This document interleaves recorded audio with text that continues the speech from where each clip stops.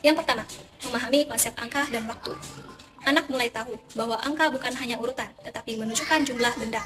Mereka juga mulai paham bahwa waktu menunjukkan kapan sesuatu terjadi.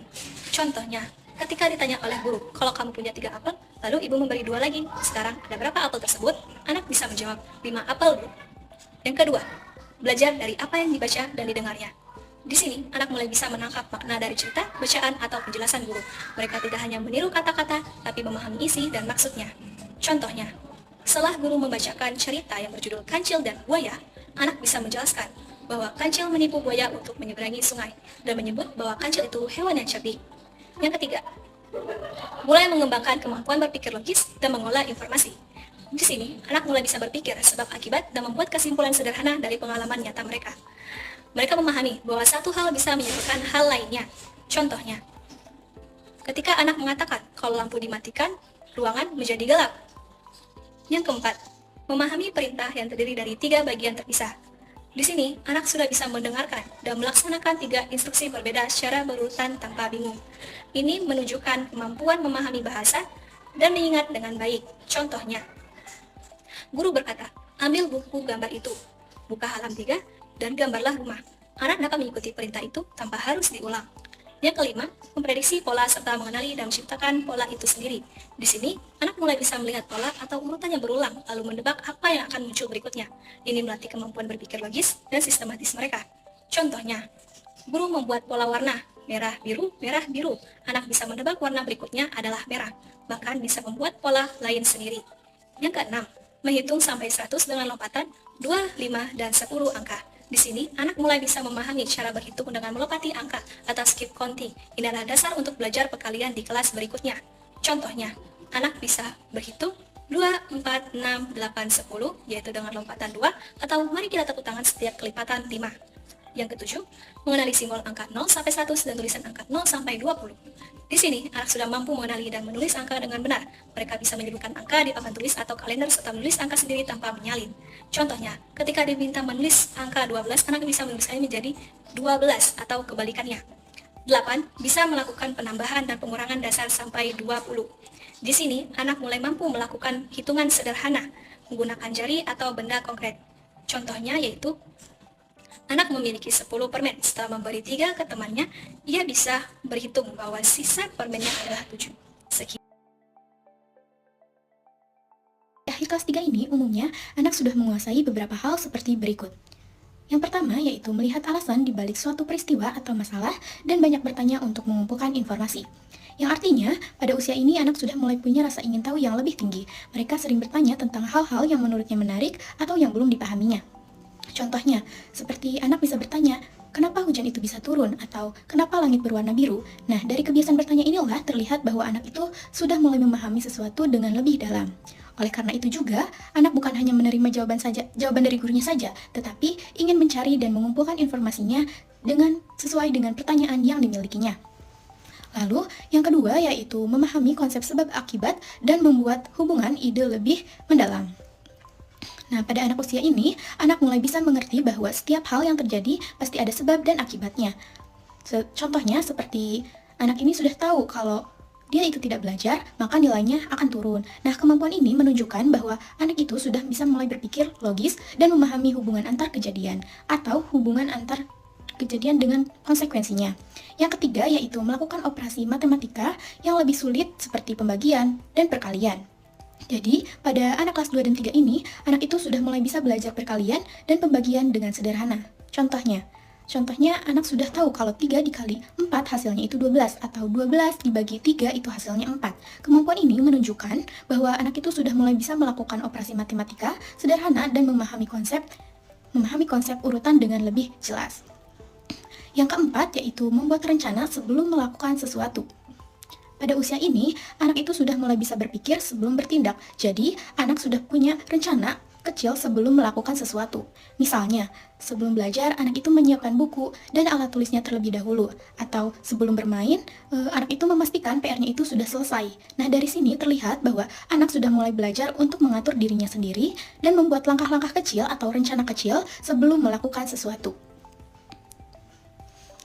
Yang kelima, yaitu bisa duduk diam dan memperhatikan sesuatu yang menarik selama 30-45 menit.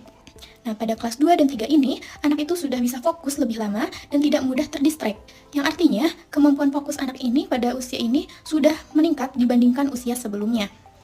Contohnya, anak ini bisa mendengarkan guru saat mengajar atau menonton video pembelajaran tanpa cepat bosan.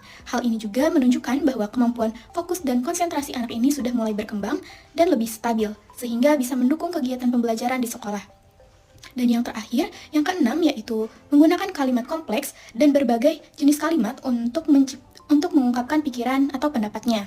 Jadi, kemampuan bahasa anak ini sudah mulai makin berkembang. Mereka sudah bisa berbicara dengan kalimat yang lebih panjang, jelas, dan runtut untuk mencapaikan pendapat dan alasannya. Nah, di akhir kelas 5 ini, anak umumnya sudah menunjukkan perkembangan kognitif seperti yang pertama, mulai memahami pengambilan perspektif di mana setiap orang memiliki sudut pandang, pikiran, dan perasaan yang berbeda. Nah, jadi anak itu mulai memahami perbedaan sudut pandang. Anak sadar bahwa setiap orang mempunyai pemikiran dan perasaan yang berbeda-beda. Misalnya, anak itu bisa memahami kenapa temannya sedang merasa sedih atau marah dalam situasi tertentu.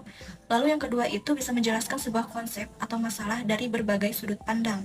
Anak itu mulai bisa menjelaskan sesuatu dari berbagai sisi. Misalnya, saat membahas sampah plastik, anak bisa melihatnya dari sisi lingkungan dan juga dari sisi kebersihannya. Lalu yang selanjutnya, yang ketiga, anak bisa memprediksi konsekuensi dari sebuah tindakan dan merencanakan langkah-langkah antisipasinya. Jadi anak itu mulai bisa memprediksi akibat dari suatu tindakan yang ia lakukan. Ia tahu bahwa kalau tidak belajar itu nilainya bisa turun. Nah, jadi mulai bisa merencanakan langkah-langkah untuk menghindari akibat buruk tersebut. Lalu yang keempat itu, mulai aktif mencari informasi dan perluas wawasan melalui teman, berita, atau sosial media. Jadi anak itu mulai suka mencari informasi sendiri, anak mulai penasaran dan ingin tahu lebih banyak informasi, bisa dari teman, buku, atau media sosial. Lalu yang kelima itu, mengerti hubungan antara hal abstrak dan hal yang bisa dilihatnya, seperti pengaruh krisis iklim terhadap lingkungan di sekitarnya. Misalnya, mereka itu bisa mengerti bagaimana krisis iklim bisa berdampak pada lingkungan di sekitar mereka, padahal itu tuh konsep yang tidak bisa dilihat secara langsung. Di akhir kelas 6, umumnya anak mencapai perkembangan kognitif seperti yang pertama, menerapkan kemampuan berpikir logis dalam menghadapi suatu situasi atau masalah. Anak mulai mampu memecahkan masalah dengan logika sederhana.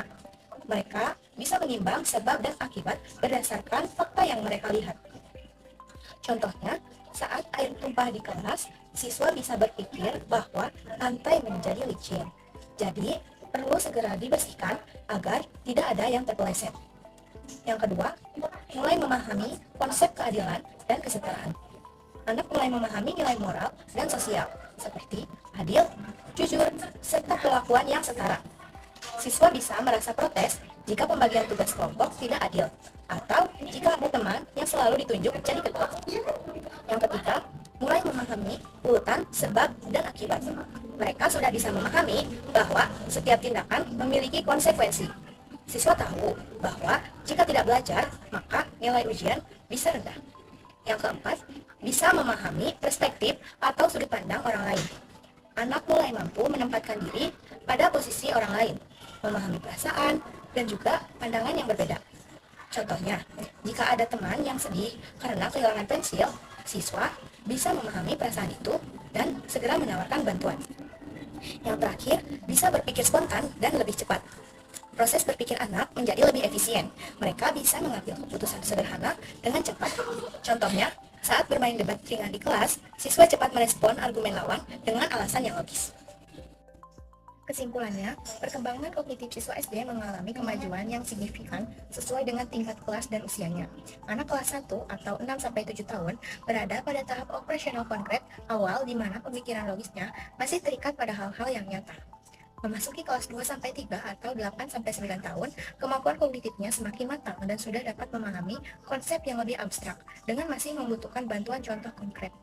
Sementara itu, di kelas 6, 12 tahun, anak telah memasuki tahap operasional formal awal yang ditandai dengan kemampuan berpikir abstrak, hipotesis, dan logis secara mandiri, menandakan kesiapan mereka untuk menghadapi tantangan belajar yang lebih kompleks.